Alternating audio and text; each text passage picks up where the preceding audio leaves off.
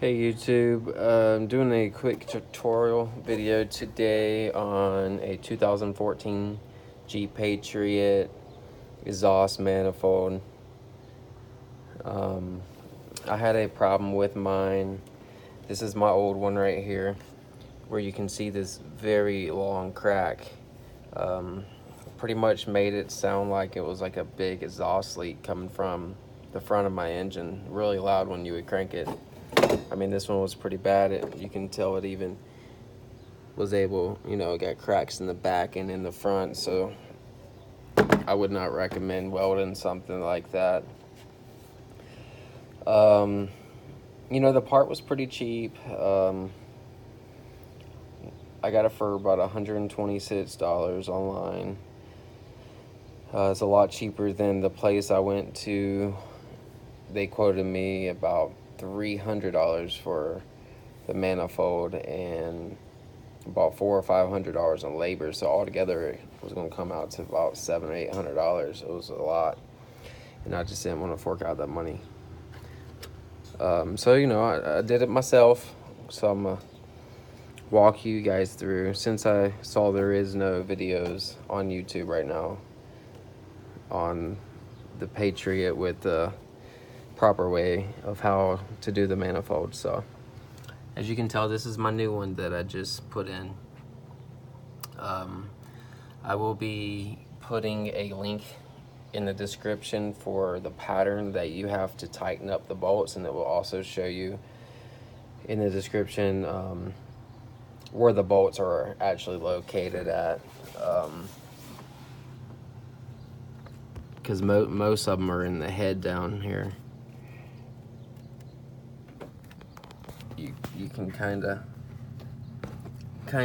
of see them. So there's one on the top, one on the bottom, one on the top, one on the bottom, top, middle, and then it has the same on the other side, which is top and bottom. The hardest part for me was trying to get the flange bolts out. So I found the easy way to do it, and it's possibly the only way to do it. First I started, and I still had to get clips. I took the left clip out, and then if you look down in here, there's a right clip. It's like that on both sides. So you take that one and then the back one back here out on both sides, both of those. Take those two out underneath the vehicle.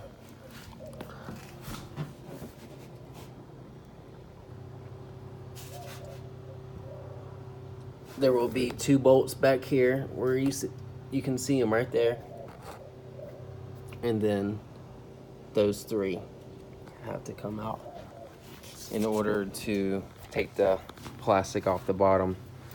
After you take the plastic off the bottom, you'll be able to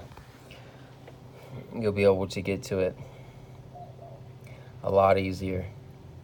In all honesty, you might be able to get to it without taking that plastic off. I would try to get to it first without taking it off, but I just went ahead and took it off. And I had a very, very long extension. So that was the extension that I had for it. Basically sat I laid down in the middle and was able to hit these back bolts very, very easily.